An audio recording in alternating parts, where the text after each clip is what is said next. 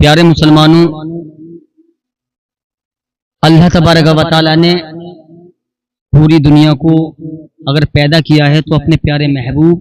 محمد رسول اللہ صلی اللہ تعالی علیہ وسلم کے صدقے میں کیا ہے۔ آقا فرماتے ہیں غریب مالداروں سے 500 سال پہلے جنت میں جائے گا،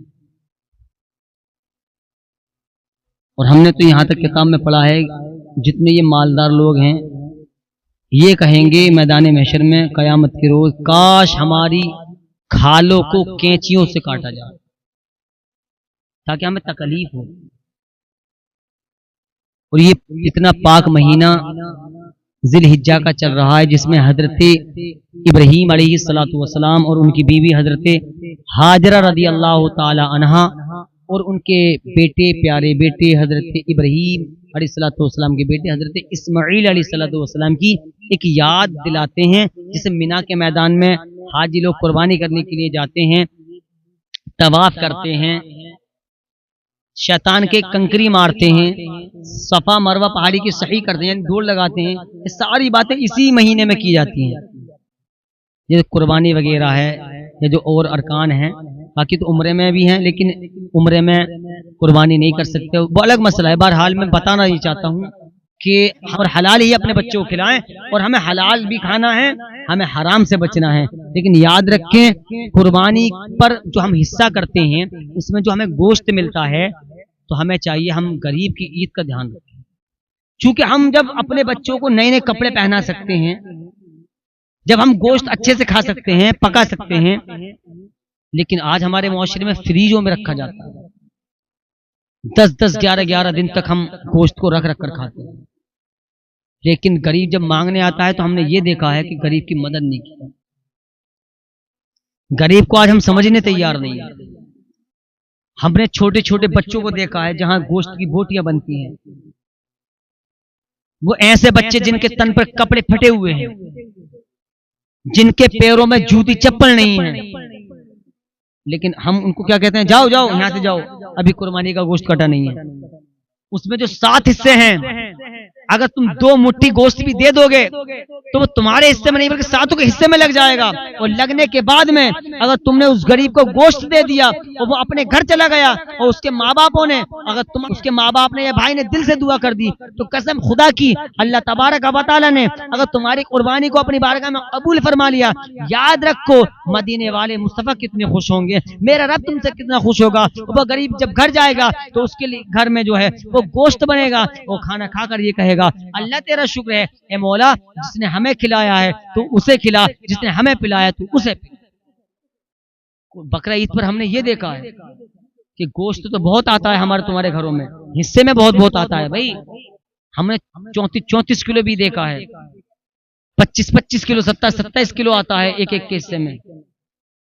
کیا اگر 27 کلو ہے کہ ہم 2 کلو گوشت نہیں بانٹ سکتے؟ جو 3 حصے کیے جاتے ہیں غریبوں کی مدد کریں، صرف یہ سوچ کر کریں کہ رب ہم سے راضی ہو جائے، اور ہم اس حدیث پر یہ غور کریں کہ اللہ کے نبی نے فرمایا کہ غریب مالدار سے 500 سال پہلے جائے گا جنت میں، 500 سال پہلے۔ ہم یہ سوچ رہے ہیں کہ ہم نے قربانی پر بھینس ذبح کر دی، ہمیں جنت مل جائے گی، جنت اتنی سستی ہوتی تو حضرت بلال حبشی رضی اللہ تعالی عنہ اپنے اوپر اتنا ظلم نہ کرا، جنت اتنی سستی ہوتی۔ اٹھا کر دیکھو تاریخیں، خالد بن ولید پر کیا کیا نہ ہوا، حضرت سمیہ پر کیا ظلم نہ ہوا، تو جنت سستی نہیں ہے، جنت تک پہنچنا بہت کٹھن ہے۔ اور اس میں اللہ تعالیٰ نے حضرت ابراہیم سے بہت امتحان لیے ہیں۔ قربانی مانگی، آپ نے بیٹے کو قربان کرنے کے لیے مینا کے میدان میں لے گئے، بیابان جنگل میں آپ نے اپنے بچوں کو چھوڑا جہاں کعبہ شریف ہے، بہرحال بہت ساری باتیں ہیں، لیکن مقصد میرا یہ ہے کہ غریبوں کی عید، غریب عید کیسے منائے گا؟ وہ ویسے ہی بنائے گا جب ہم اس کی مدد کریں گے، لیکن یاد رکھیں غریب کی مدد